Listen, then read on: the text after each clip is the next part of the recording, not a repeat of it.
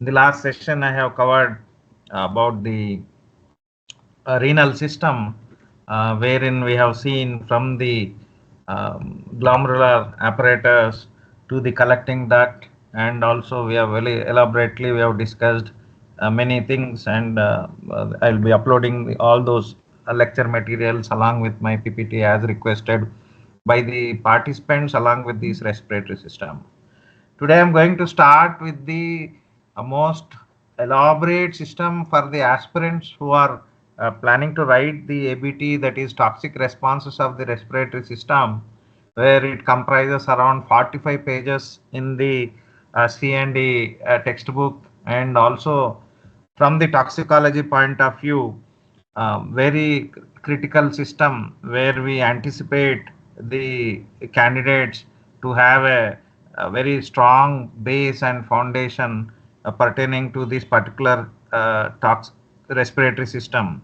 So for the ease to understand, as similar to the renal system, I have divided the session into the basics. First, we will learn that to understand that how a system works, we need to understand first the physiology, then followed by the pathology, and then the pharmacology, which subsequently will be followed by the toxicology.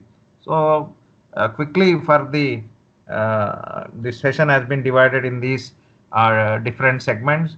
In the first part, we will start to understand that how the respiratory system works, and in the last few sessions, most of the participants have seen that the toxicity is directly proportional to the exposure of a particular organ to the environment.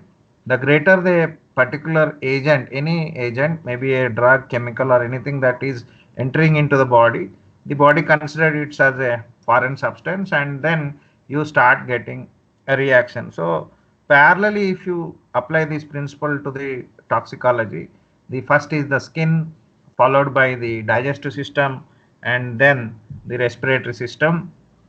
So the respiratory system is one of the critical system.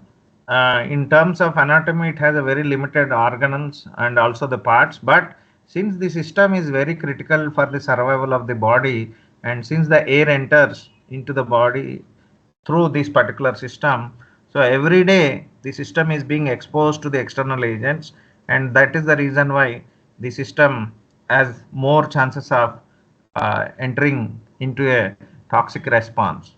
Now we'll just start the session with the basic about the historical perspective.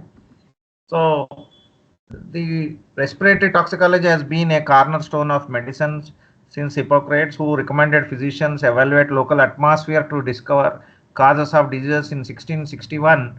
John Evelyn appealed to English authorities for relief from the London's poor air quality caused the coal burning.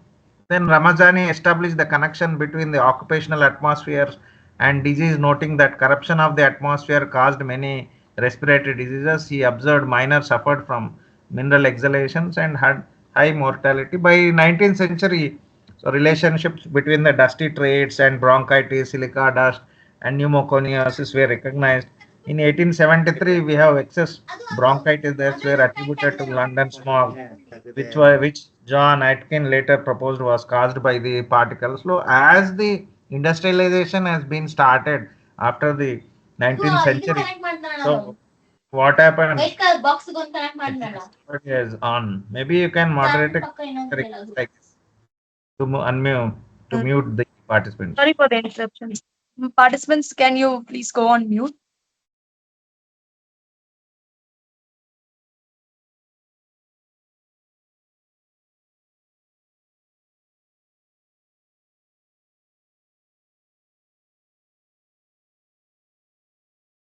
You can continue your session, sir.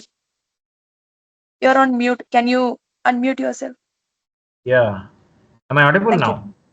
Yes, sir. Now you're audible. Yeah. Thank you. As we are progressing towards the industrialization, so the environmental pollution started, bronchitis, silica dust, and pneumoconiosis, and people all know that the London somebody has again it resound, I guess, which John Atkin later proposed was caused by the particles. Now, early respiratory toxicology research, again, all credit goes to Haldane, who has identified the carbon monoxide as lethal constant of after damp in mines. He investigated its effects on his own, followed by Haber during the World War One, and Grignard developed chemical warfare agents, and ultimately in 1920s, Henderson and tested numerous chemicals and created a compendium of dose response analysis, which we call it as LC50 of noxious chemical. But if you want to keep it in a simple slide from 1920 to 1950, Davies or the drinker, these investigators provided the foundation for the modern era of respiratory toxicology, led by Albert and Abdar. And so, if you divide this whole respiratory toxicology, we have the development of exposure science and occupational limits from 1920 to 1950. Then the second development from 1950 to 1970, that is controlled inhalation studies and toxicity mechanisms. And from 1970s to present, we have advanced understanding of cellular and molecular mechanism.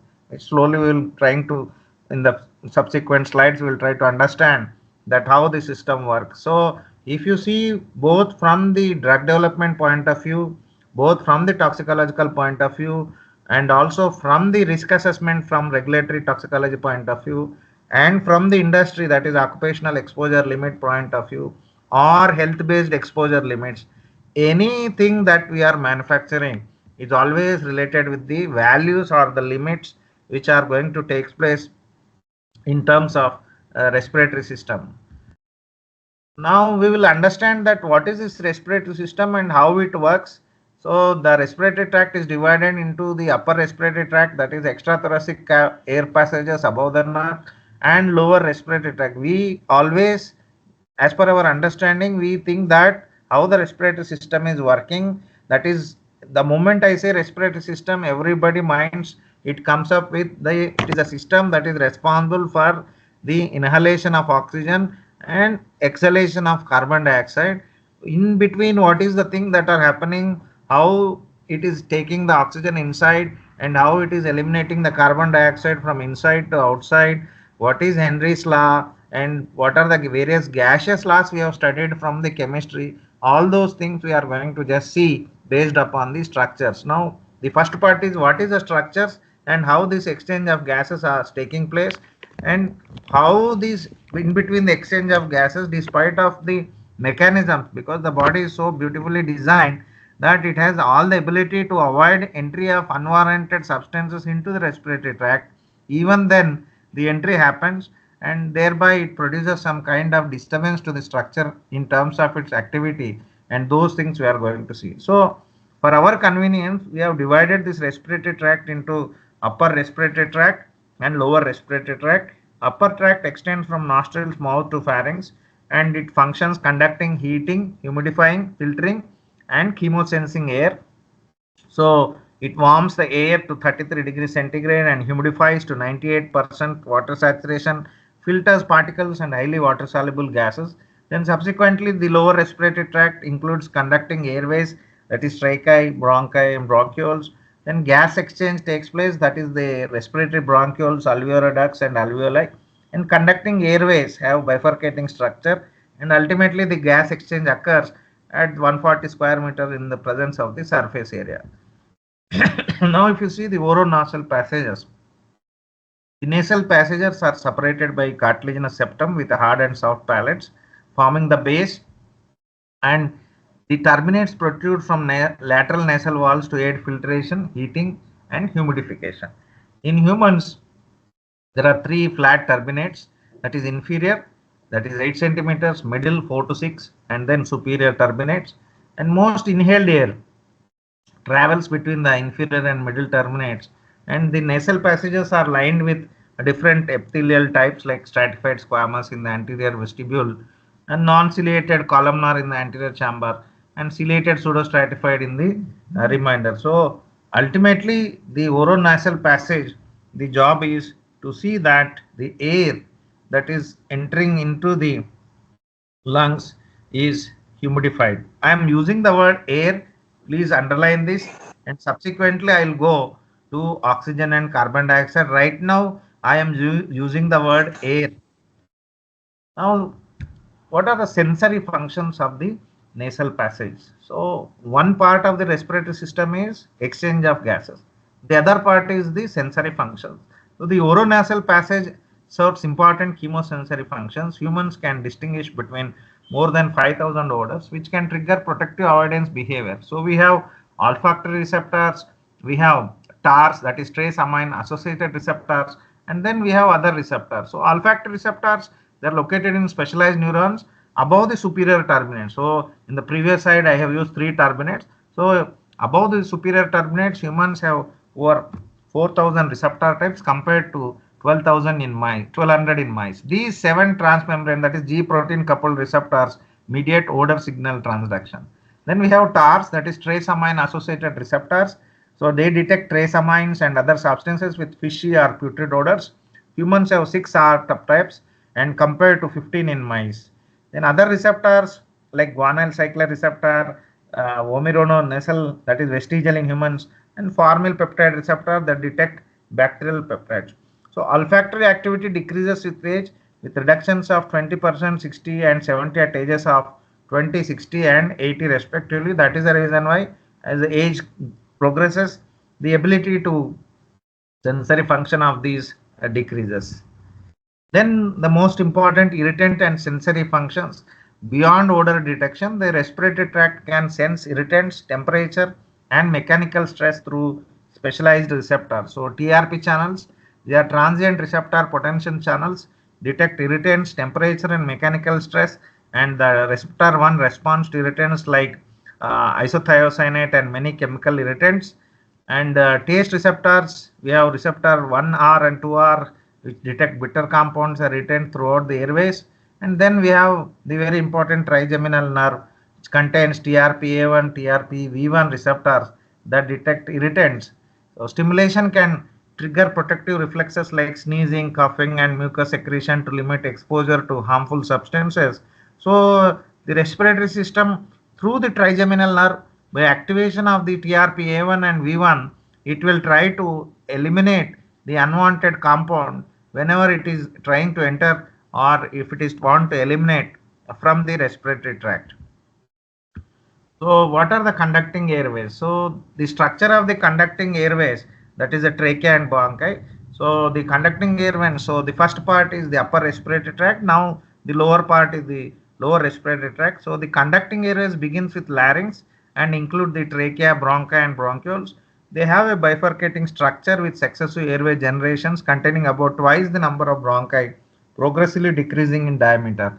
So in humans, these bronchi pattern is irregular dichotomous, resembling like an oak tree, we call it as, while in laboratory animal it's more monopodial, resembling like a pine tree. So airflow is faster in larger proximal airways and slower in smaller distal airways due to the increased cumulative cross section of smaller airways.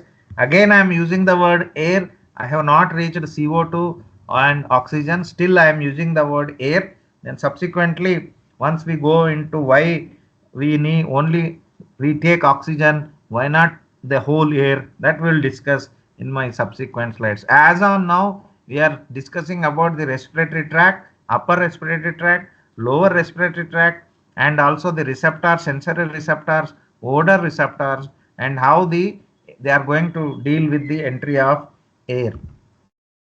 Now, what is the respiratory epithelium? So, the pseudostratified respiratory epithelium contains specialized cells that work together to form a protective barrier and clear inhaled material. So, repeatedly, I am using a word called air.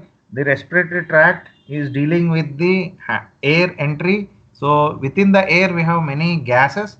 One important 2 gases which is the respiratory system is handling is oxygen inhalation and carbon dioxide exhalation, and based on different laws what we have studied in terms of chemistry or in terms of physics. So how these exchange of gases is taking place based on which are the cells that are involved. The first is ciliated cells, have a cilia that beat at the rate of 12 to 15 hertz to propel mucus and trapped particles out of the airways. Ciliary beat frequency can change in response to various stimuli and is coordinated by calcium signaling. Then we have goblet cells produce mucus containing 95% salts, lipids, proteins, and mucin glycoproteins. Then basal cells which anchor the respiratory epithelium, and then we have a bronchial or secretoglobin cells, previously called Clarard club cells. They contain secretory granules with secretoglobulins. These cells can act as a tissue stem cells and may limit inflammation. Now, what is mucociliary clearance? Now, I told you that from the nose, the air enters, and the air which enters has to be humidified, has to be added with towards the body temperature, moisture, and also the unwanted particles that are trying to enter along with this air. They also needs to be avoided. So, mucociliary clearance is the primary defense mechanism that traps and removes inhaled particles and pathogens from the respiratory tract. So the process is the epithelium is covered by an upper mucus layer and a lower partial liquid layer. Coordinated ciliary beating moves the mucus layer towards the pharynx where it can be swallowed or expectorated. So for optimal function, regulation of ion transport, fluid or mucus must be coordinated. Chloride secretion via chloride channels and the cystic fibrosis transmembrane regulator creates ionic gradients that permit water movement. So epithelial secretes the antimicrobial peptides or proteins including the defensins, lysozymes, lactotransferrin or lipocalin. They are the basic defense mechanisms that are being taken up by the respiratory system. Whenever a dust particle containing any kind of infectious agents, they settle in the upper respiratory tract. Now I am entering from the upper respiratory tract to the lower respiratory tract. Now from the air, now I am going to gas exchange region. So the gas exchange region consists of the terminal bronchioles, respiratory bronchioles, alveolar ducts, alveoli, blood vessels, and lungs. So once you reach below the larynx and then you reach the trachea, then to the bronchi, then you over to the bronchioles. So adult human lungs contain an estimated 300 to 500 million alveoli comprising 85% of the total parenchymal lung volume. The ratio of total capillary surface to total alveolar surface is slightly less. So capillaries, blood plasma and formed blood elements are separated from the air and by the from the airspace by a thin layer of uh, component formed by epithelial interstitial. So if you broadly see the word, the lungs what we use, it's a combination of the alveoli, and if you consider as a human lungs, the human lungs is having two parts, the which is having five lobes, that is right lung and left lung. Left is having two lobes, right is having three, so total we consider as five lobes. So left two, right three. Similarly, if you see rat, mice and hamsters, they also are having five lobes, but they have only one in the left, four in the right. And guinea pig and rabbit are similar to humans, two on the left side and three on the right side. Dogs, they are having six lobes, two on the left, four on the right. So the nearest laboratory animal which is having similar lobes like human is guinea pig and a rabbit. So functional compartmentalization, we say it is bronchopulmonary segments, lobules acini, centri acinar region and ventilator. So please remember that the lungs are the organs of exchange of gases. They are made up of two parts, the right part and the left part. The right part is having two lobes and the left part is having three lobes.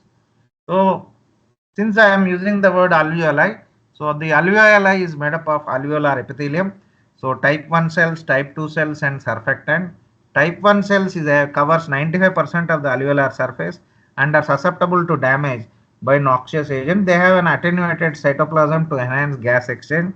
A typical human alveoli contains 30 type 1 cells compared to just 2 in a rat alveoli. Similarly, the alveolar type 2 cells, they are cuboidal cells with abundant perinuclear cytoplasm, extensive secretory capacity, they produce surfactant, and type 2 cells can undergo mitotic division and replace damaged type 1 cells.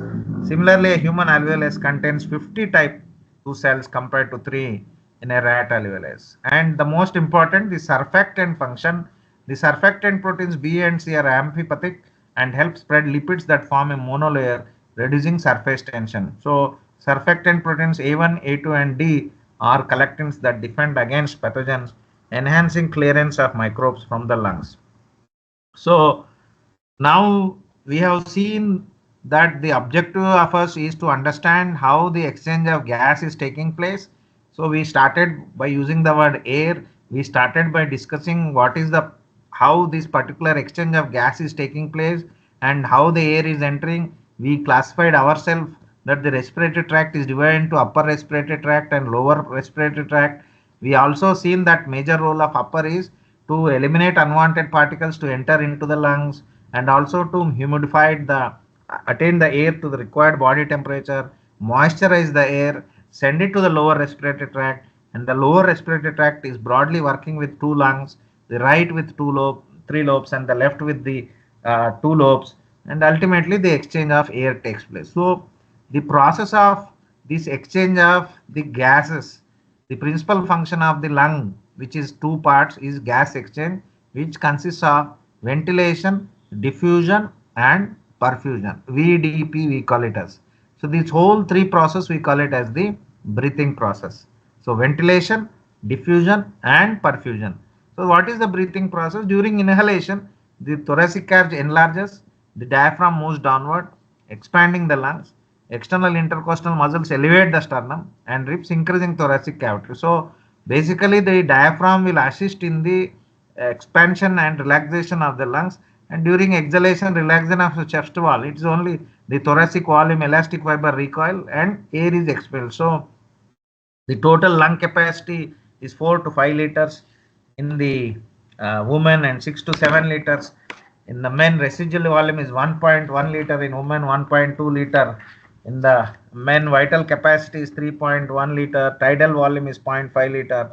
Resting ventilation is 6 to 8 liter, and exercise ventilation is 40 to 60 liter. So what are the important words you are supposed to remember whenever I use the word the ventilation? So in a simple language of physiology, ventilation is nothing but inhalation, and inhalation is followed by gas exchange. So which gas exchange? Now I am using the word that is diffusion of oxygen into blood and CO2 from blood into alveolar spaces, and perfusion of the oxygen from the RBC, or you can show further from the hemoglobin into the cells. Then exhalation, that is relaxation of thorax, and the words total lung capacity, that is total volume of air in inflated lung human, which comes around 5700 cubic centimeter. So just like the glomerular filtration rate in the men 120 ml per minute, here the total lung capacity, that is the amount of air that can be holded by a lung, is 5700 cubic centimeter. Then the residual volume, that is retained air after maximum exhalation, is 1200 cubic centimeter. Then vital capacity, that is air volume moved in and out with maximum inspiration and exhalation, that is 4500 cubic centimeter. So vital capacity is nothing but total lung capacity minus residual volume. So TLC minus RV is vital capacity. Tidal volume in and out under resting conditions, that is 500 cubic centimeter per breath, that is the total tidal volume I kept here, which comes around 500 cubic centimeter per breath. Then respiratory frequency is nothing but number of breaths per minute. So usually it varies from 12 to 20. So minute volume, that is volume of air inhaled in a minute. And then the forced expiratory volume, that is air expelled by forced expiration in 1 second. And I think most of the people might have seen that in any kind of rib fractures or any kind of issues with the lungs, most common exercise we do is with spirometer, where a simple physical spirometer you might have seen, where we ask the patients to use the maximum force so that the balls in the spirometer, all five, should go up. That is the ideal lung capacity or the vital capacity what we assume from the patient. So in the emphysema or in the edema or lung collapse or the asthma, bronchitis, chronic obstructive pulmonary disease, all these volumes, inhalation, gas exchange, exhalation, total lung capacity, residual volume, vital capacity, that is which is nothing but TLC minus the residual volume, respiratory frequency, that is 12 to 20 is the normal number of breaths per minute, and then minute volume of air inhaled in a minute. All these things are critical parameters for us to monitor in a patient. So the same thing I am putting it here. So we test the pulmonary function. Lung function changes with age and disease and can be quantified by spirometry, which measures volumes and flow rates during breathing maneuvers. So forced expiratory volume, forced vital capacity. So percentage FE1 by VF FVC ratio, normal in healthy individuals 80%, obstructive disease less than 70%. So even in COPD, the parenchyma recoil is compromised, small airways close during exhalation, and more air is trapped in the lung, reducing FE1 by FEC ratio. So forced expiratory volume by forced vital capacity. So what happens? Even though the oxygen is there, the patient will feel difficulty in breathing. Probably, if you just remember in the COVID no outbreak, most of the things that comes to our mind is difficulty in breathing. So why a patient is having difficulty in breathing is because of infection of the virus and then damaging a particular respiratory tract segment, and thereby inflammation, then thereby the size of the diameter of the volume of the particular tissue is increased, and thereby, when if you remember the Henry's laws or the gas exchange laws. So always the air moves from high pressure to low pressure area, and air always when it is moving from high pressure to low pressure, if oxygen has to enter from the environment high pressure to the lungs to the low pressure area, the pressure inside the lung should be very less, and that is the reason why the pressure of the environment of carbon dioxide is less. CO2 is moving from inside to outside, the pressure of the oxygen outside is high, inside is less. Oxygen is going from outside to inside, and any conditions like the COVID, because of inflammation, the diameter is changed, inflammation, thickness of the particular segment of the respiratory tract, the size is increased. So the whenever the size is increased, the pressure is increased.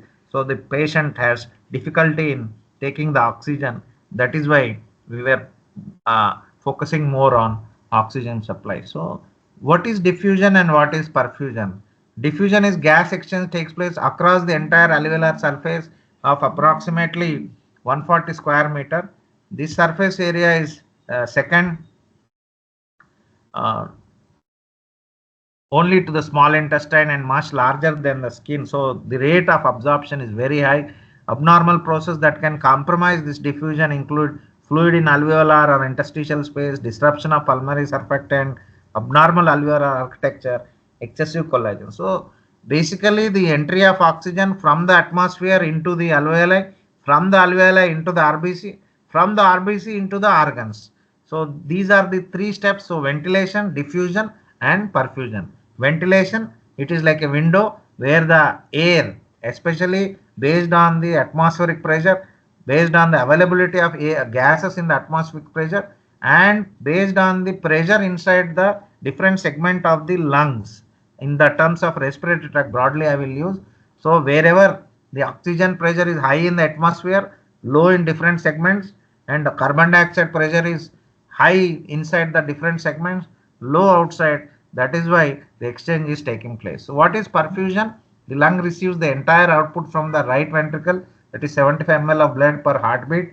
Blood with high CO2 and low oxygen travels to the lung via the pulmonary artery and leaves with high oxygen and low CO2. So pulmonary artery is the only word we use in the entire body which takes the impure blood, and pulmonary vein is the only vein which takes the pure blood. So these are the only ways, exceptions where artery always carries oxygen, but pulmonary artery always carries the CO2. So the bronchi have independent circulation with O2 enriched blood supplied by an artery. Substantial amounts of toxic chemicals carried in the blood can be delivered to the lung. So we have seen the ventilation, then followed by the diffusion, then followed by the perfusion. Then what is biotransformation? Now slowly we will enter into the physiology we have seen. Now slowly we will see that how these chemicals, when it is entering just like kidney, just like liver, how the lung is capable of metabolizing on itself any substance, any chemicals that are being exposed.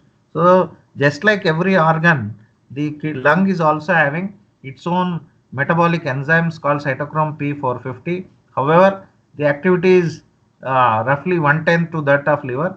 But if you see here also, we have phase 1 enzymes, phase 2 enzymes, and genetic factors. So phase 1 enzymes, again, same oxidation, reduction, hydrolysis, what we study in the liver. Phase 2 enzymes, again, all the conjugation reactions, what we have seen there, here also they play the same role. And genetic factors like polymorphisms in xenobiotic metabolic enzymes have been associated, especially for people, unfortunately, where we see they are diagnosed with the asthma, that is COPD, or the cancer, chronic obstructive pulmonary disease. So metabolic competency is concentrated in specific cell types with a defined distribution in the respiratory tract, which can vary substantially by the species. So in terms of um, pathogenesis, or these enzymes are protecting the respiratory tract, and thereby whenever any chemical is being administered or when a chemical is being entered into the respiratory tract, they play a critical role in quickly metabolizing them in addition to other defense mechanisms.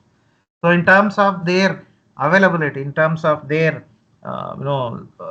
concentration, expression of xenobiotic metabolic enzymes varies by cell type and region throughout the respiratory tract, with a tendency to concentrate in epithelia. So I just kept it in the nasal tissue, then proximal airway, and then distal airway.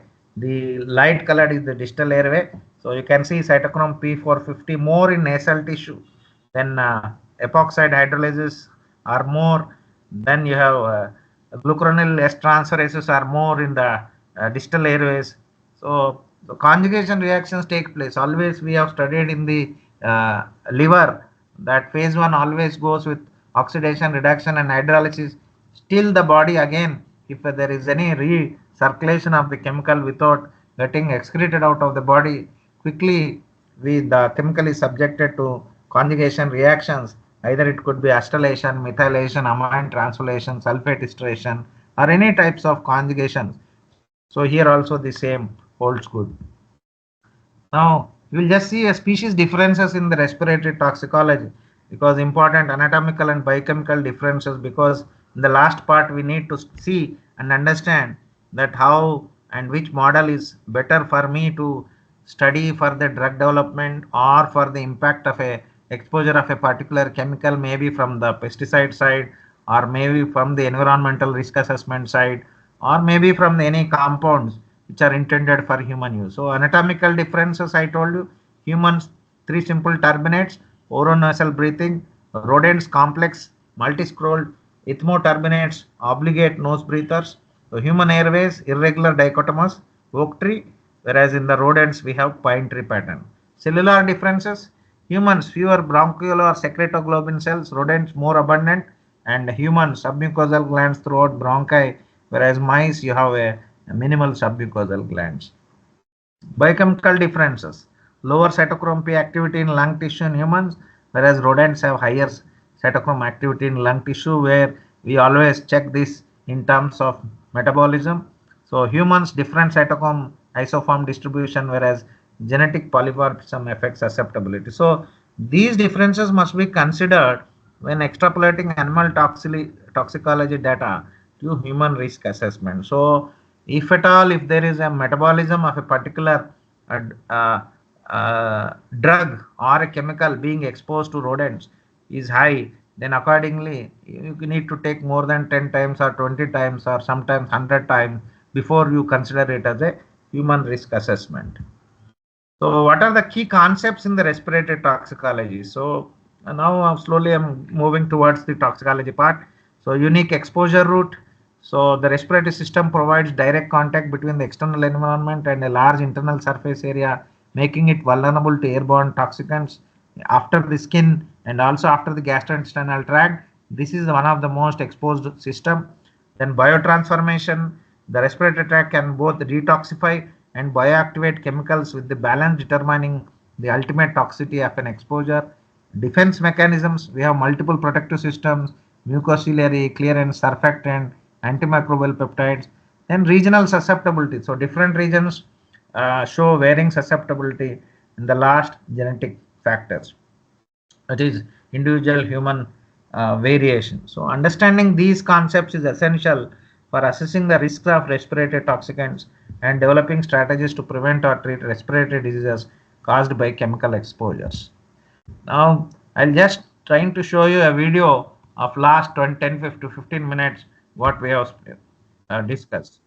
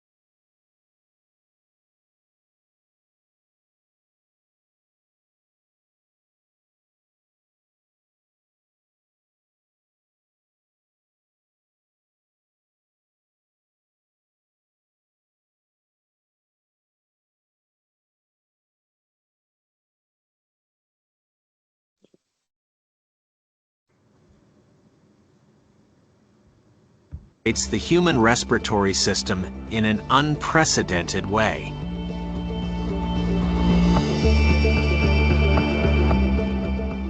Let's do this fantastic journey together. Not only oxygen, which is important for us, is part of the air we breathe. Water also enters our respiratory system, as well as other gases like krypton, or even radioactive radon.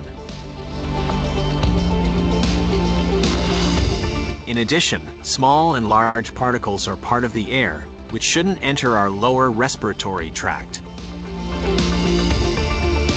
For this reason, the upper airways provide certain protective mechanisms. Large dirt particles or insects are stopped in the nasal cavity by our nasal hair.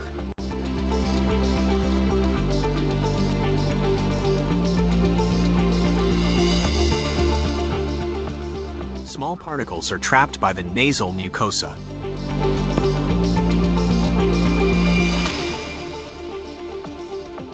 Ciliated cells are located on the nasal mucosa.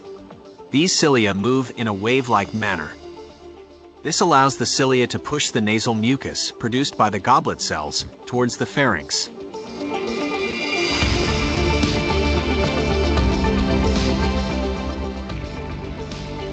Consequently, small particles that have been caught by the nasal mucus are swallowed. This process is called mucociliary clearance. Furthermore, the upper airways, such as the nasal and oral cavities, warm and moisten inspired air. During the act of swallowing, the epiglottis, which is connected to the tongue, ensures that no food or liquid can enter the lower respiratory tract. To do this, the epiglottis closes the larynx during swallowing, so that the bolus slides into the esophagus.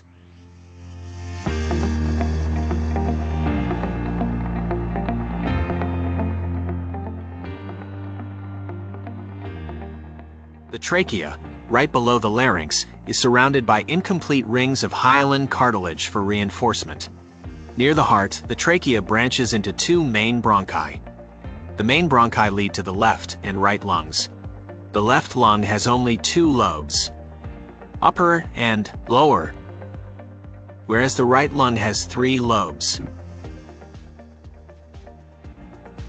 The centrally located heart pumps deoxygenated blood to the lungs through the pulmonary arteries. Oxygenated blood returns to the heart through the pulmonary veins and eventually to all organs.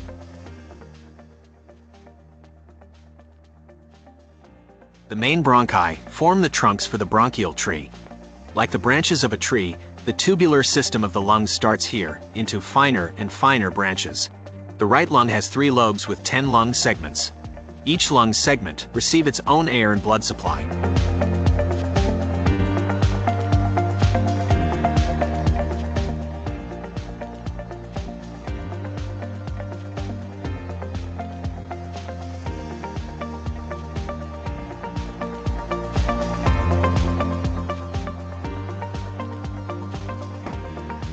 At the ends of the bronchial tree are tiny air sacs called alveoli. It is estimated that humans have 300 to 400 million alveoli.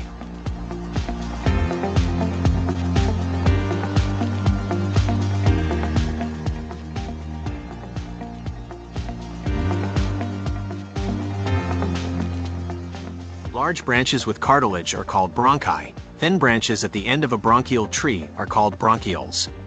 Instead of cartilage, bronchioles are surrounded by elastic fibers and smooth muscle. The exchange of gases occurs with the help of the alveoli. Individual alveoli are found on the walls of the bronchioli respiratory. Several alveoli are grouped together at the end of a bronchioli respiratory to form an alveolar sac, which is supplied by one alveolar duct. Alveoli are approximately 50 micrometers in size.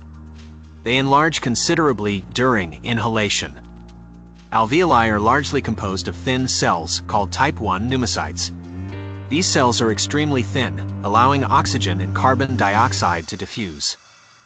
Air, with the required oxygen, enters the alveoli via the alveolar duct. This is where gas exchange begins.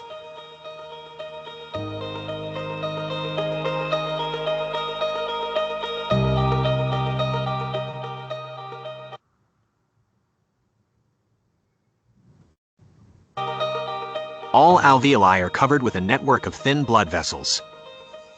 Deoxygenated blood can thus be enriched with oxygen and at the same time release unneeded carbon dioxide into the alveoli. This is done with the help of red blood cells, the erythrocytes.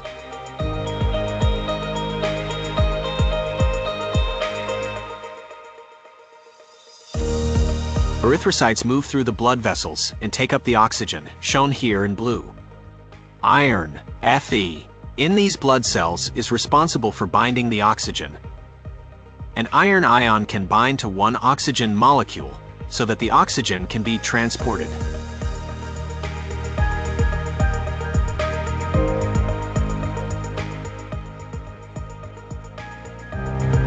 At the same time, the carbon dioxide in the bloodstream and emitted by red blood cells diffuses into the alveoli. This is made possible by diffusion. In the alveoli, we see a lot of oxygen, whereas in the blood vessels, there is a lot of carbon dioxide. This difference in concentration is eventually balanced by diffusion. This is how the differences in concentration are equalized.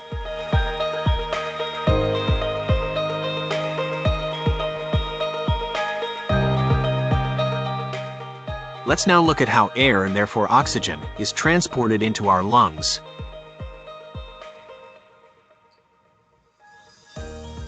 Our body has various muscles that inflate and deflate the lungs. The muscles of the neck are responsible for fixing and raising the sternum and upper ribs, and certain muscles between the ribs raise and lower all the other ribs.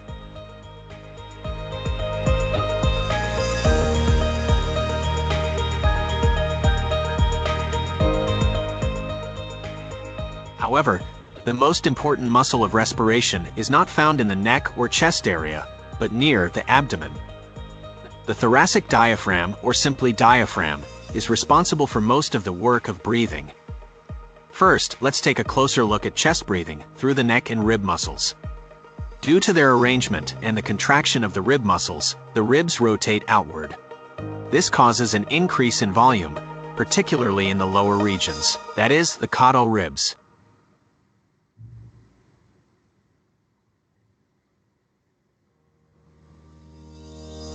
The rib movement can be imagined similar to the handle of a bucket. The handle is shown here in red. Therefore, it is called bucket handle motion.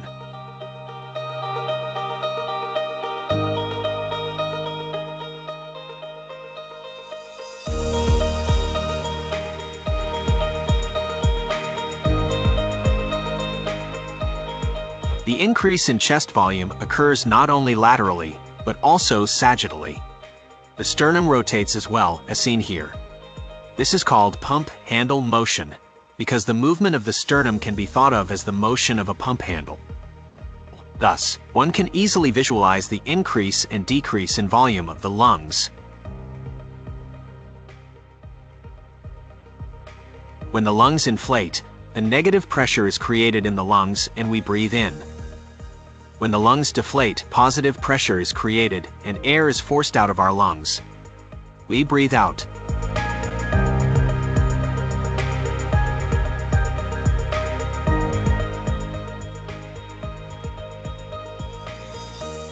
Inhalation, exhalation. Inhalation, exhalation. Here we can see the inhalation and exhalation process from below.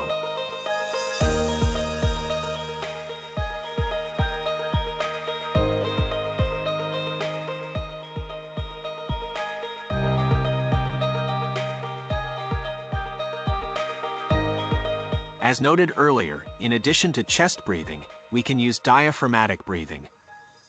It can be performed separately or in cooperation with chest breathing. Diaphragmatic breathing is the natural way of breathing at rest. During diaphragmatic breathing, the diaphragm rises and lowers. When it rises, we exhale. When it lowers, we breathe in.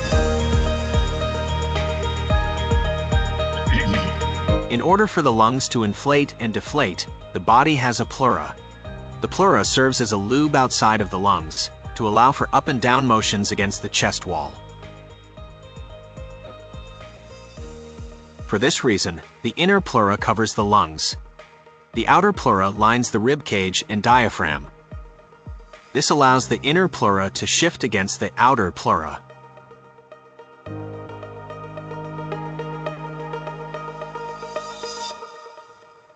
Between these two layers is the pleural cavity, shown here in yellow.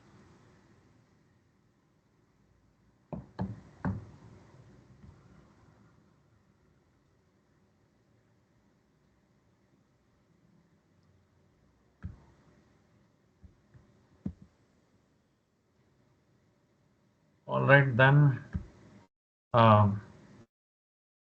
Now we had a review of how the lungs perform the work of the exchange of gases. Now I started using the word the exchange of gases. I guess we do not have a break, right?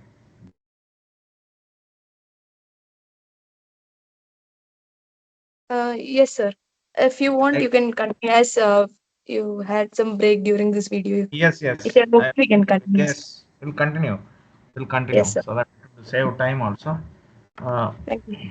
So far we have seen I started using the word air and then I started using the word the exchange of gases, and now slowly we will move towards more toxicology, and we last 10 minutes we have seen that how the exchange of gases takes place. Furthermore, we will elaborate more extensively. We will see that how exactly the difference in the pressures inside different segment happens during the different lung damages, and then we'll move ahead. So the next is the pathogenesis of lung damage caused by the chemicals, because the topic was toxic response of the respiratory system. So let us just see that how the pathogenesis of lung damage is, starts by understanding the basics. So toxic inhalants and dosimetry, particle deposition, clearance mechanisms, and immune responses. So toxic inhalants, gases, and dosimetry. So exposure measurement we always do in terms of concentration measured as mass per unit of air, mg per cubic meter or microgram per cubic meter. So occupational exposure limit OEL, what we do in the common risk assessments for along with PDE, that is permissible daily exposure, and for gases parts per million or parts per billion. So that is 1 cubic meter is equal to 1000 liters of air. So exposure versus dose. Exposure is concentration in air. Dose is compound mass per unit of target tissue. So In other places we use dose. Here in terms of respiratory system we use exposure. Dose determines toxicity, not just exposure. So exposure measurement is critical for understanding the potential toxicity but does not directly translate to tissue dose without considering deposition patterns and respiratory physiology. So gas deposition in the respiratory tract, so highly soluble gases, sulfur dioxide or formaldehyde, they do not penetrate beyond nose during nasal breathing. So most of us you might have seen in terms of the formaldehyde. So every time whenever you are working with formaldehyde, you get a severe pungent odor and severe ice burning. So the best way to stop the control the ice burning is closing the nose. So just cover the nose, then because do not penetrate beyond nose during nasal breathing, so the impact of sulfur dioxide or the formaldehyde on the body will be minimal. So relatively non-toxic to lungs in rats because of obligatory nasal breathers can cause nasal cancer, especially in the rats. So relatively insoluble gases, ozone and nitric oxide, penetrate deeply into lungs, reach smallest airways and alveoli, can elicit toxic responses in deep lung tissue. And very insoluble gases, example carbon monoxide and hydrogen sulfide, pass efficiently through respiratory tract, taken up by pulmonary blood supply and distributed throughout the body. So in terms of solubility or the gas deposition, and now let us just see quickly in 2 to 3 minutes about these gases, especially how the exchange is taking place in different. Uh, Major purpose of the respiratory system. Inhaled air unloads oxygen and picks up carbon dioxide in the alveoli of the lungs, while the blood picks up oxygen and unloads carbon dioxide. The oxygenated blood then travels to body's tissues, where the reverse process happens. In the lungs, the gases move across a very thin respiratory membrane, which consists of alveolar squamous cells, endothelial cells of blood capillaries, and their fused basement membranes. The exchange of gases occurs due to simple diffusion as they flow down their concentration gradient or partial pressure gradient. Atmospheric air is a mixture of gases, each of which independently contributes to its total pressure. The pressure of each individual gas is known as partial pressure. The atmospheric pressure is the sum of all partial pressures of gases that make up its content. The direction of gas movement from one area to another is determined by the difference in its partial pressure. A gas always moves from higher to lower partial pressure. Atmospheric air is brought into the lungs through inhalation, but the lungs are not completely emptied and replaced with outside air with each cycle of breathing. In fact, only a relatively small portion of air in the alveoli is refreshed with each breath. This makes the air composition in the alveoli significantly different from that of inhaled air. The gas exchange in the lungs occurs between this alveolar air and the blood in capillaries. Because the volume of blood in pulmonary capillaries at any moment is much smaller than the total volume of air in the alveoli, the gas exchange process essentially brings partial pressures of oxygen and carbon dioxide in the blood to the same levels as those in alveolar air. It is therefore important that the composition of alveolar air is closely monitored and adjusted to maintain the same values. The body does just that. If carbon dioxide levels increase or oxygen levels drop, the airways automatically dilate to bring them back to normal, and vice versa. Since gas exchange occurs between the air and the liquid of the blood, the movement of individual gases also depends on their solubility in water. This explains why nitrogen, despite being plentiful in atmospheric and alveolar air, does not diffuse much into the blood. Factors that affect gas exchange include the magnitude of partial pressure gradient. The greater the pressure difference, the more rapid the gas movement. At high altitudes, where partial pressures of all atmospheric gases are lower, the gradient for oxygen is smaller and it needs more time to diffuse into the blood. The thickness of the respiratory membrane. The thinner the membrane, the faster the gas diffuses. Diseases that cause pulmonary edema, such as pneumonia or left-sided heart failure, increase the thickness of respiratory membrane and hinder gas exchange. The amount of gas exchange is directly proportional to the contact surface between the blood and the alveolar air. Diseases that affect alveolar surface, such as emphysema, reduce gas exchange efficiency and produce low blood oxygen levels.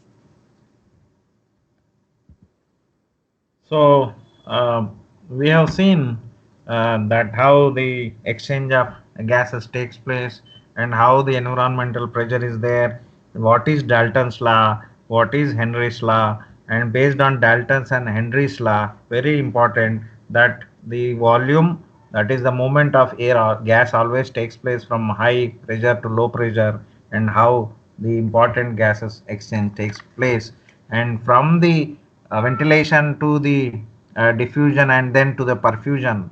Subsequently, we'll go more in depth into the perfusion. So, how the particle deposition takes place. So, key factors in the particle deposition, we started into in our first step of toxicology, that how the particles are depositing, what is the particle size, and how the airway architecture and breathing patterns, aerodynamic uh, forces. So particle size is the most critical factor determining wherein the respiratory tract a particle will deposit. Size influences light scattering, coagulation, dispersion, sedimentation, and impaction. So if you see the particle size, the nasopharyngeal 5 to 30 micrometers, so and then followed by the tracheobronchial 1 to 5 micrometers, or the alveoli that is less than 1 micrometer. And I'll just go into the more size. So nucleation submode, Aitken nucleus submode, condensation submode, or core submode. So particle size less than 0.101 micrometer, generated from gas phase emissions, large number but little mass, very short half-lives as single primary particles. So nucleus, Aitken nucleus submode particles 0.01 to zero point 0.1 micrometers, formed by chemical conversion or as a primary particles, grow due to material condensing on their surface. So named after John Aitken, atmospheric scientist. Condensation submode, where the particle size is 0.05 to zero point 0.5 micrometers, formed from coagulation of smaller particles, can form chain aggregates or spherical particles. Core submode, where the particle size is greater than 2 micrometers, generated by mechanical processes, often from natural source like desert sand, and particles greater than 50 micrometers settle within minutes. So based from the 0.01 micrometer up to 50 micrometer, it keeps on entering into the lungs. I will be sharing a 32-page review article on talcum powder, most of the very good review article recently published in the journal, which will give you an look into the size of the different particles, especially in comparison to this condensation submode or nuclear submode, including the talcum powder, where there is a lot of talcosis, we call it as entry of these powders into the lungs, and subsequently doing the damage. So particle size and respiratory deposition. Upper respiratory tract, very efficient at removing particles greater than 10 micrometers or less than 0.1 micrometers. During nasal breathing, 1 to 10 micrometer particles deposit in nasopharyngeal region or first 5 airway generations. Tracheobronchial region, particles 0.01 to zero point 0.1 micrometer. Oral breathing increases deposition. Alveolar region, particles 0.03 to zero point 0.5 micrometers. These are different flow charts of the particle size determined. Deposition EPA standards focus on PM 2.5 particles, that is less than 2.5 micrometer, due to their association with adverse health effects. So monodisperse aerosols or polydisperse aerosols, that is an aerosol with less than 0.1 to 1.2 is considered as a monodisperse. So usually we see that anything less than 2.5 micrometer as per EPA standard, due to their association with the adverse. So deposition mechanics is nothing but mechanisms of particle deposition in the respiratory tract, includes impaction, interception, sedimentation, diffusion, and electrostatic diffusion. So 5 key mechanisms of the depositions. that is the impaction which occurs in the respiratory tract, and large airways where airflow is faster. Interception when particle edge contacts airway surface, important for fibers. Sedimentation, dominant in smaller airways where airflow velocity is low. Diffusion, important for submicrometer particles, that is random motion from gas molecule collisions. And electrostatic deposition, that is minor mechanisms for positively charged particles. What is impaction and interception? That is impaction, that is fast airflow imparts momentum to particles, causing them to continue along original pathway at airway bends. Most particles greater than 10 micrometer deposit in nose or oral pharynx. For 2.5 to 10 micrometer particles, impaction continues in first generation of tracheobronchial region. Similarly, interception occurs when particle trajectory brings it close enough for an edge to contact air survey, particularly important for fibers where length determines deposition. So a fiber with 1 micrometer diameter and 2 micrometer length deposits primarily by interception rather than impaction. So for 2.5 to 10 micrometer particles, impaction occur, and any fiber with 1 micrometer diameter and 200 micrometer length, interception takes place. So the upper airway is divided into three regions depending on major sensory region. Anatomy of the larynx we have shown here, but for the impaction and interception. So interception, in a trajectory of particle, bring it to near to airway surface, so edge contact. Impaction, larger particles unable to change direction, so impact at bifurcations. Sedimentation, so as you move from the top area to the lower upper respiratory tract to the lower respiratory tract. Interception, impaction, sedimentation, diffusion, and followed by electrostatic. So interception will be at the top and the electrostatic attraction will be at the bottom. So similarly, sedimentation and diffusion. Sedimentation controls deposition in smaller bronchi and bronchioles and alveolar spaces. Diffusion, important for submicrometer particles, that is random motion from gas collision molecules, significant in nose and alveoli of particles less than 0.5 micrometers. So what is the factor that are affecting these depositions? So breathing patterns, quiet breathing, that is large proportion of inhaled particles may be exhaled. Exercise, large volumes at higher velocities increase impaction, sedimentation and diffusion, or breath holding increases deposition from sedimentation and diffusion. Most of the time in some of the industrial areas, people will withhold to pass on to a particular area and then enhances the breathing, which enhances sedimentation and diffusion. Airway conditions, that is chronic bronchitis or pneumonia, thickened airway, lining fluid may partially block. Sonic jets, that is wheezing rails, can increase particle deposition by impaction and diffusion. And bronchoconstriction, and the particle properties, so breathing patterns, airway conditions, and the particle properties like hygroscopic materials, electrostatic charge, always they play a critical role in affecting the particle deposition. Nanoparticles, lot of research is going on nanoparticles. So I just kept one slide. So particles with at least one dimension, that is less than or equal to 100 nanometers, made from various materials, that is carbon, metals, metal oxides. So they enhance toxicity concerns. Many products which are launched into the market with the concept of nano could not able to clear the regulatory approval because of the enhanced toxicity concerns. So increased surface area provides more biologically reactive surface. That is why the nano preparations are not encouraged for the respiratory system. Then particle clearance mechanisms. We have seen the interception, impaction, sedimentation, diffusion, and the electrostatic attraction. But what about the mechanisms that is taken care by the respiratory system? One is nasal clearance, another is tracheobronchial clearance, and the third one is alveolar clearance. So in the nasal clearance, you have anterior portion removed by wiping and blowing, posterior portion entrapped in mucus. So insoluble particles generally cleared within an hour. Soluble particles may dissolve and enter epithelium or the blood before mechanical removal. Tracheobronchial, that is primarily mucociliary clearance, and alveolar clearance primarily by alveolar macrophages. Lot of problems. Any toxicity reaction starts with the macrophages, whether you take asthma, whether you take COPD. So macrophages are the initiating agents of inflammation, and the majority of the problems, that is the bronchoconstriction or the chronic obstructive pulmonary disease COPD, happens with these macrophages. We'll discuss more so that it will be easy for you to understand how to remember very easily about the drugs that are used for the respiratory system. So in the next slide, I will tell you the easiest method to understand the inflammation of the respiratory system, the drugs that we use for the respiratory system. So clearance is not equivalent to complete protection.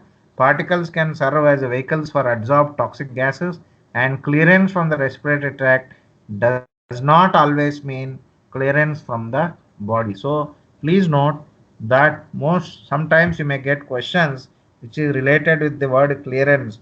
So clearance from the respiratory tract doesn't mean that clearance from the body. It is only means that either it is preventing to enter into different segments of the body, or even if it is entering into the RBCs, again until unless it moves away from the body, then only we say the total clearance. So little bit more we discuss about the alveolar macrophage receptors. I told you that the major problems in the respiratory system is because of the macrophages, which stimulate the migration of eosinophils, then rupture of mast cells, and then the release of leukotrienes. So FC receptors, they recognize immunoglobulin coated particles, IgA, IgE, and IgG. So complement receptors, then mannose receptors, and the last you have the scavenger receptors. These receptors differ in pathogen recognition and are opsonine dependent or independent. So opsonines are nothing but they are binding enhancers that coat negatively charged molecules. So macrophage phagocytosis depends on recognition of foreign or damaged cells by various receptors. See, the biggest issue with the respiratory system is once any chemical is exposed to a particular macrophage, and then an antigen is formed, and that antigen is recognized by an antibody, that is IgR, usually IgE or IgG. So what happens immediately subsequently, whenever that chemical is being exposed to the respiratory system, whether in low dose or high dose, the reaction of these antibodies causes is the major problem which leads to the bronchoconstriction. Any damage that happens to the respiratory system always starts with inflammation, and once the inflammation begins, because exchange of gases is taking place, inflammation is nothing but increase in size, and any size, when the size is increased, the volume decrease. When the volume decrease, pressure increase. When pressure increase, again the entry of oxygen, the flow of the air always happens from high pressure to low pressure. Since the lung pressure increases, the exchange of gases takes place in a very minimal manner. So PRRs is the normal word we use, that is pattern recognition receptors. So in the lungs we have four types: toll-like receptor, that is TLRs, RIG receptors, and then C-type lectin receptors, and NOD like NLR. So I'm not going much into the details of these receptors, but please remember that these pattern recognition receptors, either they work for detect bacterial, viral, or fungal, or antiviral, or the overall infectious. So bacteria, virus, fungus, and mycoplasma, they are the receptors that are responsible for producing the initial critical innate immune recognition of pathogens and initiation of appropriate defensive responses. But unfortunately, if that defensive response is minimal in comparison to the infection, then the body, that is the system, enters into the infection. So macrophage activation and response, you have a classical activation, and then you have an alternative activation. In a simple, please remember that the macrophages, once an antigen is stimulated, the macrophages are recruited, and then they call the esophagus, eosinophils, and then mast cells ruptures, then lot of pro-inflammatory cytokines gets released, and then you see severe inflammations in the beginning, and even followed by the repair. So what is respiratory burst and oxidative response?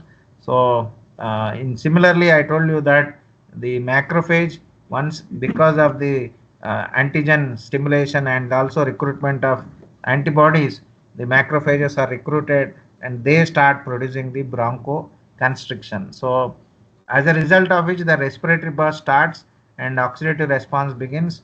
So the NADPH oxidative activation, superoxide production, reactive species formation, and signaling activation. So what happens?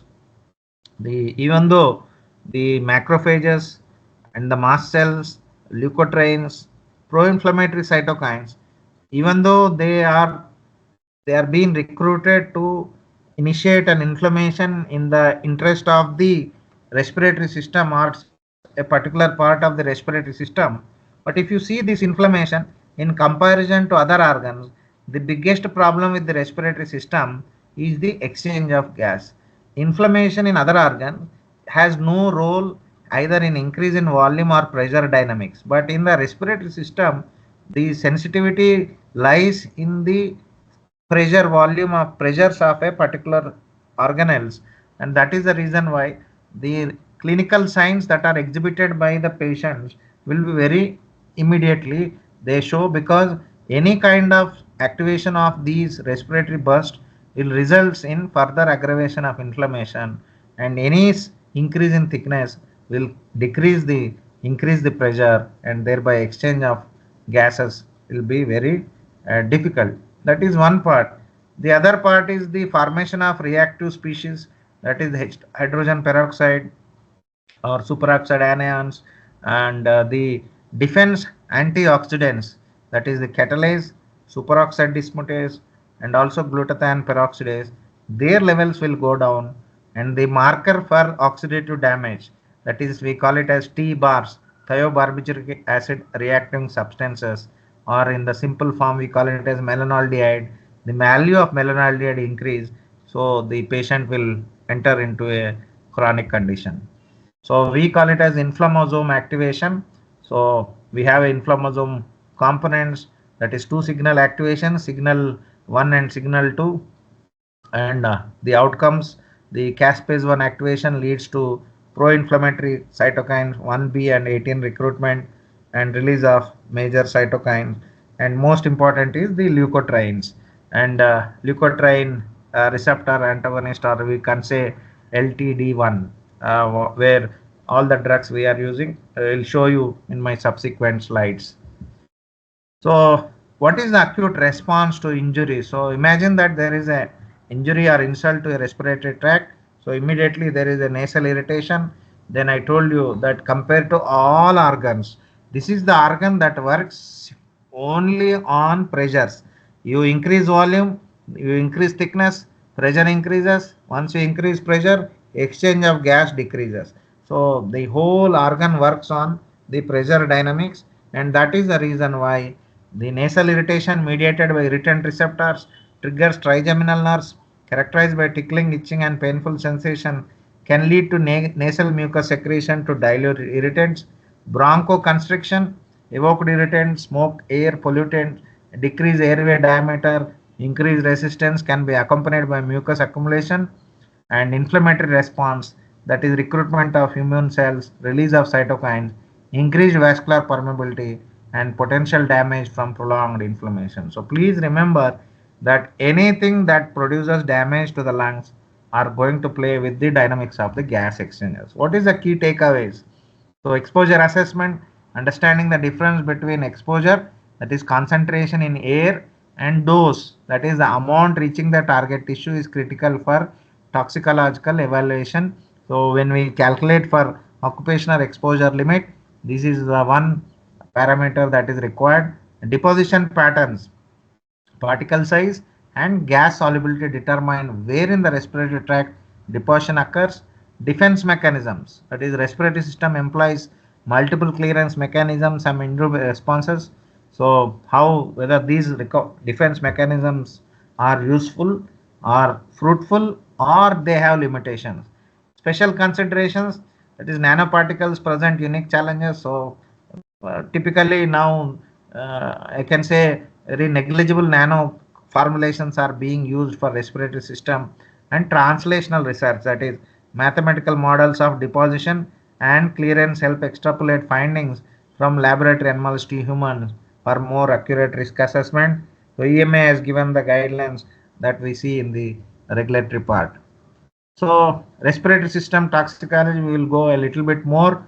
So immune response mechanism, acute response to injury, chronic respiratory disease, and the most important carcinogenesis. So in the continuation of the pattern recognition receptors, so we have two receptors. One is REG1 like receptors, and then you have pattern recognition receptors.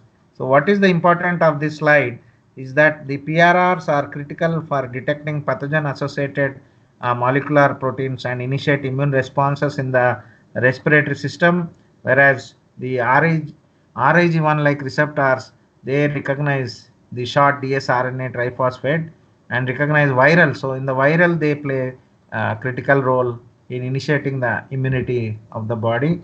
So toll like receptors, again signaling pathway, so they interact with adapter proteins either downstreaming or in the cytokine production or in FAKB1 activation. So all the receptors, their major job is to identify bacteria, virus, fungi, mycobacterium tuberculosis, and initiate the pro-inflammatory cytokine release through the macrophages, initiate the migration of eosinophils, initiate the microgen of mast cells, promote the rupture of mast cells, release the leukotrienes, and then enhance the especially leukotriene D4, and then produce inflammation, produce bronchoconstriction. And even though all these actions are being taken place in the interest of particular part of the respiratory system, but ultimately because of the bronchoconstriction and inflammation, the patient suffers. That is the biggest problem we face in terms of the respiratory system. So alternative TLR signaling pathway, that is it is internalized within the phagosome.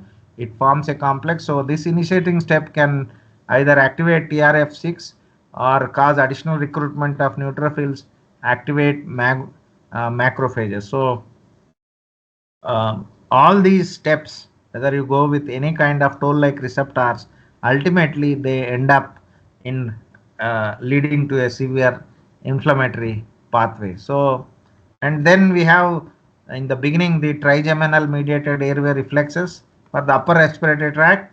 Whenever you have a common response to inspired toxic compounds, so whenever the compounds like acrolein, isothiocyanate, chlorine, 4-hydroxyneonaline or hydrogen peroxide, they're all dealt by the respiratory system through the trigeminally mediated airway reflexes.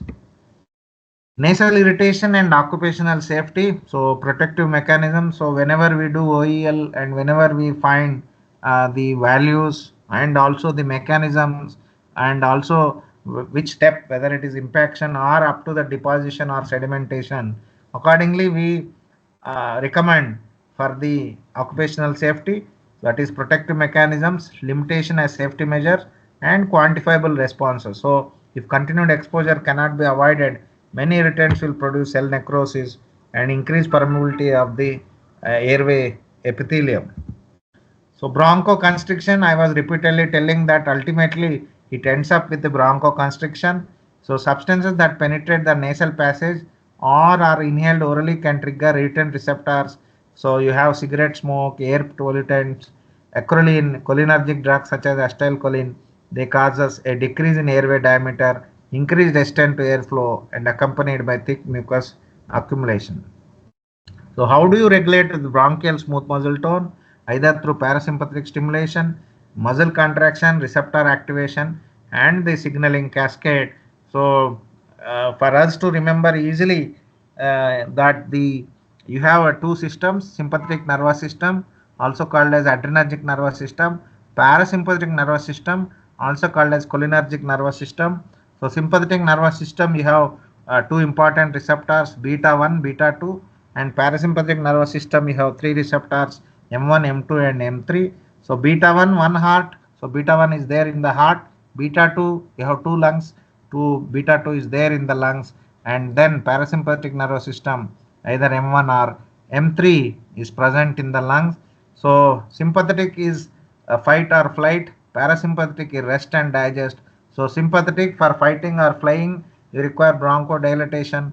So all the drugs that act on beta 2, they produce bronchodilators, and all the drugs that act on parasympathetic inhibition, they produce bronchodilatation. So neurogenic inflammation, again, very less, we don't see much, but it produces vasodilatation, plasma protein extravasation, and the tachykinin effects, they produce the neurogenic inflammation. Acute lung injury and pulmonary edema, again, this is a most common effects because of many air irritants. So causative agents are acrolein, nitric oxide, ammonia or phosgene, and they produce immediate damage. So lower concentration may produce delayed pulmonary edema, and even edema again, it changes the gas exchange dynamics, and also so once the gas exchange dynamics changes, then again we have a lot of problem in exchange of gases. Asthma, actually asthma is a Greek word, that is asthma is nothing but awakening in the night. So unable to sleep and awakening in the night. So that is why asthma is defined by sporadic bouts. So people who are having the asthma, so the hallmark is persistent or recurrent airway hyperreactivity. We do not know why there is a persistent bronchoconstriction because of lower threshold to acetylcholine and methacholine mediated. So there is severe airway resistance, and then either it is could be allergic or non-specific. Well, ultimately patients will have a severe bronchoconstriction. So I told you, when the air pathway gets constricted, the pressure increases, person cannot take up the air. So pathogenesis, allergic asthma, cellular activation, airway effects, and respiratory compromise. So in irritant induced non-allergic asthma, the inflammatory cascade is not initiated by inhaled antigen, but many of the same. So we do not know what is making the patient bronchioles to constrict. So that is the reason why we always keep them in a set of drugs. So in the questions you may be asked about the asthma or the COPD or the drugs that play a role in the respiratory system. So what is occupational asthma? That is a work-related asthma, a general term covering new onset disease caused by sensitizing agent or airway irritant present in workplace. Work exacerbated asthma, high molecular weight agents like your fluor or cereal proteins, animal derived proteins, enzyme. Low molecular weight agents which induce IgE like metals, that is nickel, vanadium, chromium, diisocyanates, cleaning agents, and they produce occupational asthma. Bronchiolitis obliterans. So that is that fibrotic obstruction of small diameter, that is bronchioles. So chemicals, sulfur mustard, chemicals from burn pit combustion diacetyl are similar to the COPD, defined by a sustained, that is decline in forced expiratory volume, and alternative causes. Most of the time the bronchiolitis obliterans is always no misdiagnosed as COPD, but sulfur mustard or the burn pit is the common cause. COPD, very commonly we are using chronic obstructive pulmonary disease. So we get the progressive airflow obstruction involving bronchitis and emphysema. So more than 200 million cases worldwide. Major risk factor is cigarette smoking. About 20% of the smokers develop COPD. So emphysema is physiologically defined by airflow obstruction leading to dyspnea, pathologically defined by abnormal enrollment of air spaces distal to terminal bronchiole, and you can see how an emphysema lung looks and how a healthy lung tissue, and destruction of gas exchange surface results in hyperinflated lung with impaired gas exchange. So pathogenesis of emphysema, that is proteinase antiproteinase imbalance. So key proteinases, either you take neutrophil elastase or your proteinase 3. So the mechanism proposed was due to association of alpha 1 antitrypsin deficiency with early onset of emphysema. So leads to remodeling of supporting connective tissue in the parenchyma. So exchange of gas takes place very minimal, and the patient suffers from severe breathing difficulty. Now this video just shows us that how we are going to treat these emphysemas and how the drugs can be used for this.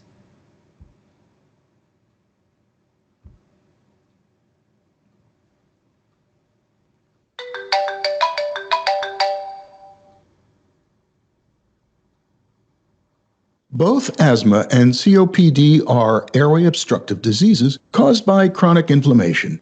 However, airway obstruction in asthma is mostly episodic and reversible, while in COPD, it is persistent and progressive.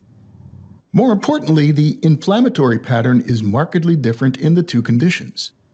Inflammation is driven mainly by macrophages and neutrophils in COPD, whereas in asthmatic airways, activated mast cells and eosinophils are more prominent. In fact, asthma is a type 1 hypersensitivity disease in which IgE-sensitized mast cells, upon re-exposure to certain triggers, release a number of inflammatory chemicals that are responsible for bronchospasms during an asthmatic attack. Notably among these are leukotrienes, which not only cause bronchoconstriction, but also attract eosinophils to the lungs, amplifying the impact of inflammation. Despite the differences, many of the drugs used to treat asthma and COPD overlap.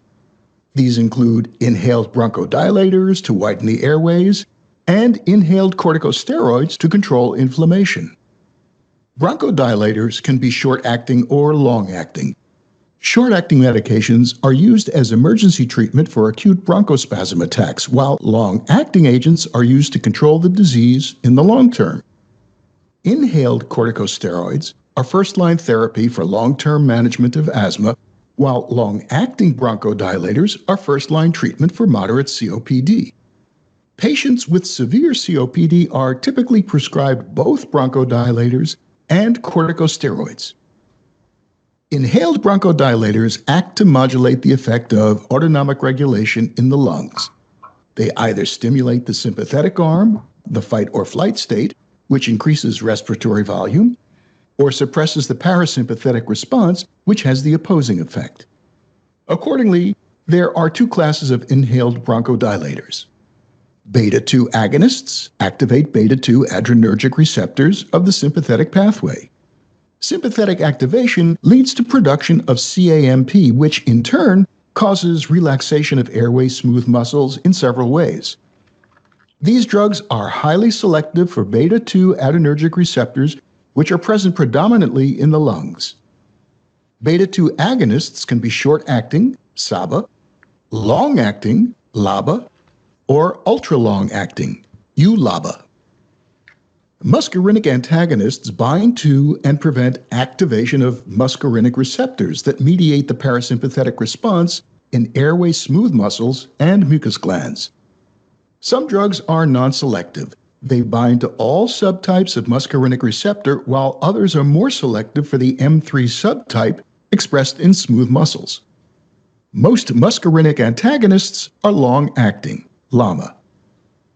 For moderate to severe COPD, combinations of a long-acting muscarinic antagonist and a long-acting beta agonist are typically preferred over a higher dose of either drug alone.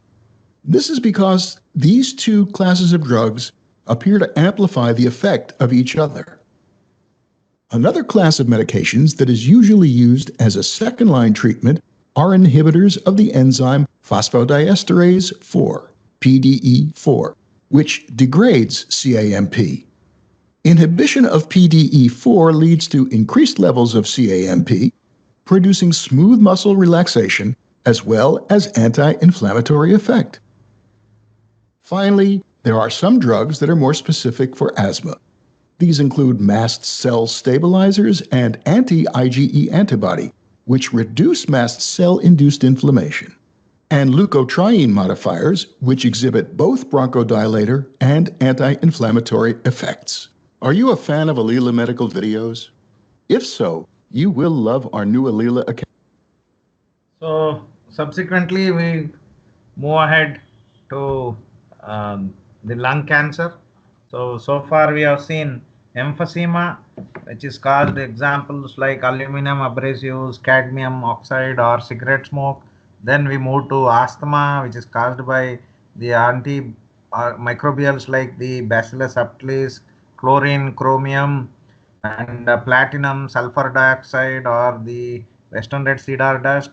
Then we went to chronic bronchitis like caused by ammonia or cotton dust or the sulfur dioxide or vanadium. Then the lung cancer, most commonly caused by the arsenic, cadmium, chromium, nickel, that is nasal tumors.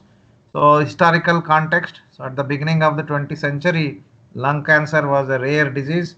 Now the leading cause of cancer death among men and women in the United States, and 75 to 85% uh, of lung cancer cases caused by cigarette smoking, something very um, critical, and it is much higher in India. So increased risk for average smokers 8 to 10 fold, increased risk for heavy smokers 20 to 40 fold. So stopping smoking reduces a risk of developing lung cancer. I'm using only reduces but not makes a nil. So trends in age adjusted US cancer death rate showing dramatic rise in lung cancer compared to decline in stomach cancer.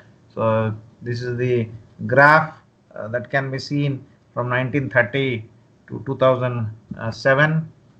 So we have molecular mechanisms, the same carcinogenesis, what we have studied in other sessions, DNA damage, genomic instability, and key mutations. So either you take arsenic, beryllium, cadmium, chromium, or perchloroethylene, which causes liver cancer also. So the same essential oncology what we remember.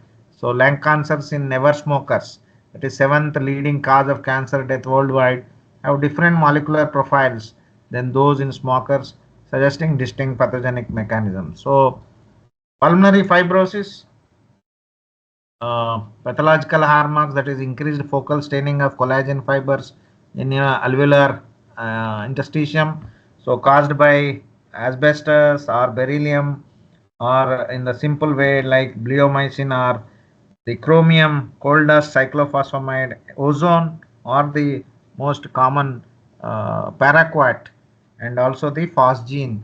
So once the fibrosis, the thickness increases, so there is the ability of the alveoli for exchange of gas decreases. So understanding lung injury and disease. So again, mechanism of cancer development.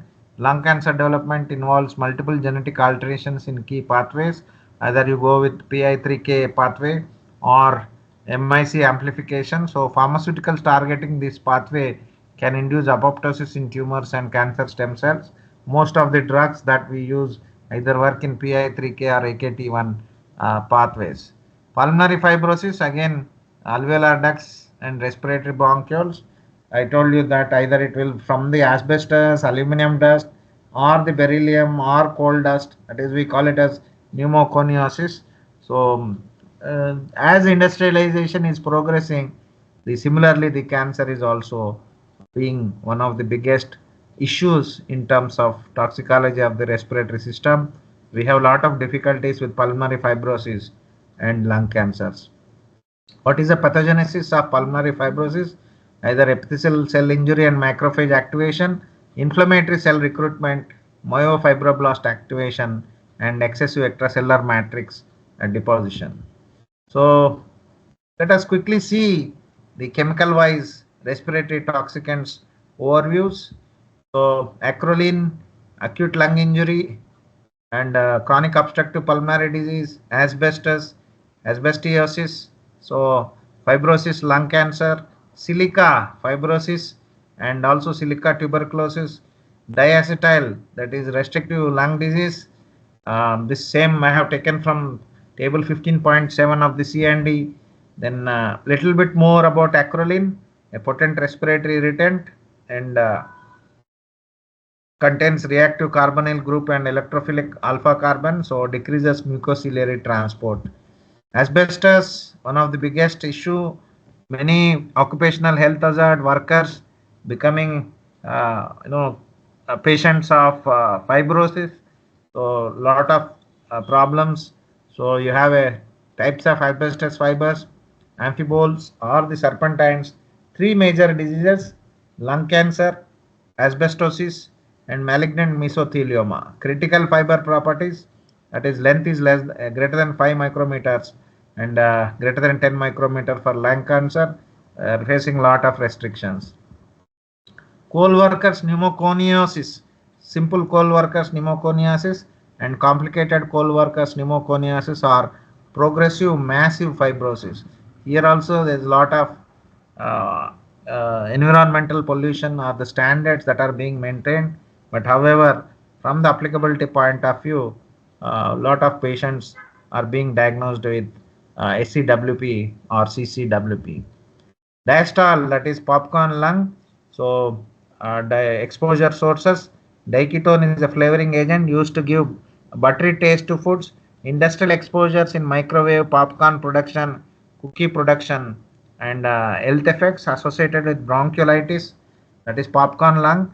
Cumulative diastole exposure greater than zero point 0.8 ppm. Popcorn lung is a common word that is being asked as a diacetyl or acetyl propionyl found in many sweet flavored e-cigarette liquids, often exceeding safety levels. Silicosis, a major occupational lung disease. So it produces acute silicosis. A greater than 10-year latency period can be simple or complicated. So macrophage phagocyte silica particles. Then we have the blood-borne agent causing pulmonary toxicity, karmastine, that is BCNU, chemotherapeutic that causes dose-related bleomycin and cyclophosphamide.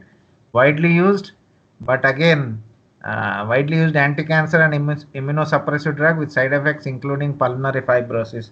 So all these drugs, they have been extensively labeled with the protection for the administrator to use it with very careful, because they are capable of producing mutations in the DNA.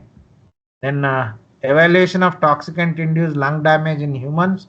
From the regulatory point of view, we go with pulmonary function test, we go with biomarker analysis, we go with imaging techniques, and then we go with the bronchoscopy. So in the biomarker, we have exhaled nitric oxide for inflammatory process, exhaled breath condensate analysis.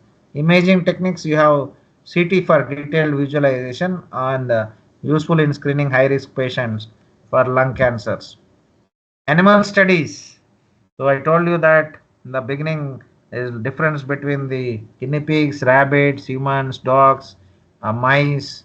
So animal selection considerations. Monkeys most closely resemble humans but have ethical cost and practical limitations. Rats and mice are widely used despite anatomical differences because they lack of respiratory bronchioles and physiological differences. Inhalational exposure systems. So animal kept in chambers ventilated with defined test atmospheres. Generation of test atmosphere varies in complexity from simple gases. So nose only exposure system. So a lot of work, a lot of justification. Then alternate exposure methods, intratracheal and intranasal instillation useful when material quantity is limited. But again, it is a dose rate does not correspond to inhalation. So it causes undue bias. Pulmonary function testing in animals. So we have a lot of challenges. So common assessment methods is pressure volume curve for lung compliance, airway resistance measurement, methacholine challenge for airway hyperactivity, and breathing pattern analysis. Then morphological techniques in lung. Usually most of the studies we go for histology, routine histopathology, or electron microscopy, that is either TEM or SEM transition for cell identification and morphometric analysis, and SEM scanning electron microscopy for surface visualization and 3D reconstruction. The cost has been reduced tremendously. For a 3000 or 3500 you get the tissue processed along with the images. Specialized techniques like immunohistochemistry, in situ hybridization, cell kinetic analysis, transcriptome, proteome, metabolome profiling are all, and further especially in the lung drugs involved in the lung cancers. In vitro studies, very old isolated perfused lung study with the blood or substitute through pulmonary arterial bed, and cell culture systems nowadays very common. Airway micro dissection, stripping away surrounding tissue while maintaining airway structure to see to what extent an irritant is being produced, or organotypic cultures, that is epithelial cells maintain polarity and differentiation with surfaces exposed to air or gas. So basically, the in vitro studies for respiratory toxicology, the major uh, role is to ascertain that the types of inflammation that we produce, that is being observed, either be a drug development or be a kind of an irritant. So we need to demonstrate to what extent that irritant is causing the harm, and to what extent that irritant is being exposed in the environment, and to what extent the residue that is released into the environment is being re-exposed to the human. So, what are the key takeaways in the respiratory toxicology? That is diverse and toxicant mechanisms. That is respiratory toxicants operate through multiple mechanisms, including oxidative stress, inflammation, DNA damage, and disruption of repair process. So, understanding these pathways is crucial for developing preventing and therapeutic strategies. Occupational exposures remain significant despite of regulatory efforts. Occupational exposure to silica, asbestos, coal dust, and emerging agents like diacetyl continue to cause substantial morbidity, and complementary assessment approaches. So, a combination of in vivo and in vitro and human studies provides the most comprehensive understanding. So, prevention through exposure control remains the most effective approach to reduce the burden of respiratory diseases from toxic agents. So quickly, in next 2 3 slides, I'll just try to show you that how the regulatory compliance in the drug development for respiratory system, and also how we need to uh, roadmap for toxicological assessment. So, respiratory disease scope and impact, I told you, either you take up COPD or asthma or idiopathic pulmonary fibrosis or infections, including COVID-19. Almost 500 million people suffer from respiratory conditions. Regulatory agencies, FDA, EMA, and ICH, so all have their own guidelines. And recently, from September 2024, EMA has made mandatory environmental risk assessment, and the beauty of environmental risk assessment is directly ending up with human respiratory system. And ICH, either good clinical practice or common technical document are the repository. So respiratory drug development, I will take up with the same discovery phase, and then you have a preclinical studies, animal models of respiratory disease to demonstrate POC, followed by toxicology ADME, and similar FDA non-clinical guidelines, followed by clinical trials, and then approval and beyond. But however, the risk assessment is very critical. It needs to be justified by the OEL, and you have a double edged sword. If you are going with the pesticide or any kind of product that is being intended for human use, the manufacturing facility, if the compound, including any compound that is produced during the manufacturing of the end product, also in between also, you need to satisfy that there is no production of any compound that is causing harm to the people who are working in the plant. That is health based exposure limits. That is where a lot of industries in Europe are insisting that any product from India has to ascertain that the workers in the plant are safe, and they are not taking any product if we are not satisfying with these levels. So preclinical studies requirements, I'll just share all these non-clinical safety evaluation guidance reports in the group. Then clinical trial designs, most of them are uh, well aware. Similarly, on the pulmonary safety and respiratory endpoints, example spirometry, digital spirometry, physical spirometry, and also the phase 3 trials. So clinical trials for respiratory drugs must adhere to GCP as per ICH E6, with particular attention to patient selection, endpoint validation, data integrity, and other clinical packages. So what are the special challenges we face is the inhaled drug delivery. So regulatory agencies require extensive testing to demonstrate drug stability in the delivery device and consistent performance. The biggest problem with the respiratory system, unlike other organ, is you don't have control in the volume of the air the patient is taking. Even if you put up any inhalers to the patient and again add a drug to the nebulizers in the dosimeters, if the device drug compatibility, particle size distribution, in vitro in vivo correlation all should match. And in addition to that, if the patient takes inhales beyond the limitation, then also the risk reward should not be at least no LD50 by at least 100 to even sometimes 1000 times. So that is why either drug device compatibility, particle size distribution, and in vitro in vivo correlation plays very critical in coming out with a very good approval from the regulatory approval. So quality standards, clean room classification typically at ISO 5 class 100 or better, environmental monitoring for particulate and microbial contamination, validated cleaning procedures, and specialized equipment for inhaled product manufacturing and testing. So you have more critical quality attributes for drug products intended for a respiratory system. Regulatory pathways for expedited programs. So fast track designation for drugs treating serious conditions. You might have seen in COVID-19, anyone who has come up with anything and any justification, there were a lot of relaxations that were given. Either you go from the vaccine or you go with the remdesivir followed by any number of drugs, including fancy drugs. So we have a fast track program because either to be what I can say, because the sensitivity of the organ and the damage and the relief that is required, because it directly affects the patient in gas exchange. That is why there is all the regulatory agencies, they have kept a fast track program provided you have a reliable solution to the given problem. So breakthrough therapy and accelerated approval. So the EMA offers parallel programs like prime priority medicines, conditional marketing authorization, accelerated assessment, but can significantly reduce development timelines.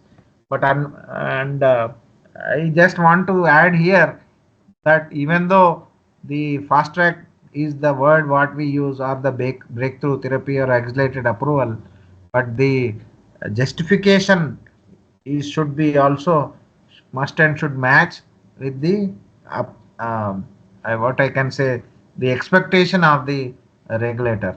So, for example, the antiviral drug development for RSV, respiratory syncytial virus, the FDA is committed to facilitating the development of safe and effective drug to address the unmet medical needs of patients with serious RSV infection. So, most of the respiratory systems, every regulator has the similar approach. Asthma and COPD also, you have a biologicals for severe asthma, novel COPD combination, either LAMA, LABA or ICS.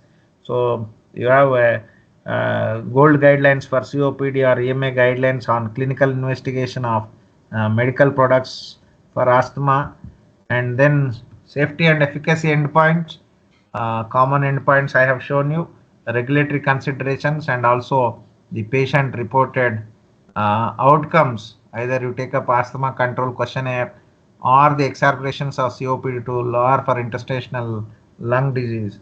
So ultimately, forced expiratory volume and also the exacerbation rates and symptom scores has to correlate. So not only they are providing opportunity for fast track approval of the drugs, but equally they are also checking up the respiratory health assessment based on the digital and physical parameters.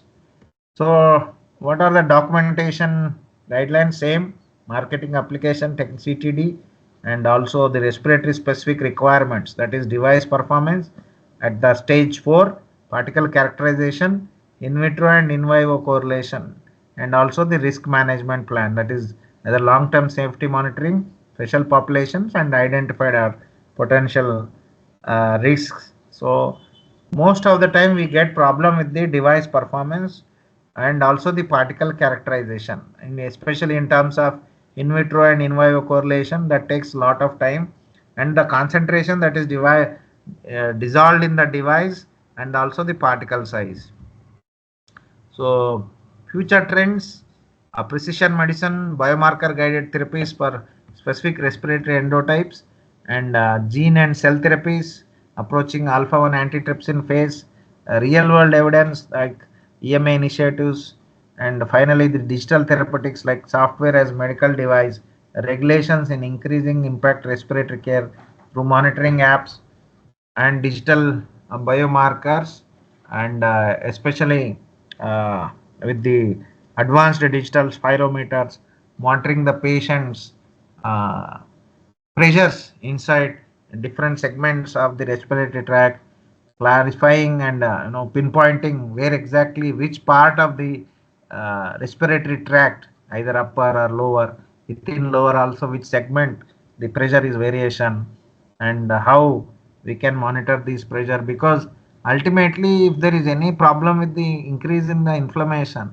not only the exchange of gas takes place, but the biggest problem that happens is the generation of acid. Respiratory acidosis, respiratory alkalosis is the biggest problem, because if you recollect the exchange of CO2, that CO2 in the presence of the RBC, the carbonic anhydrase converts that CO2 into bicarbonic acid, and that hydrogen ion that is produced in the RBC is exchanged with the oxygen.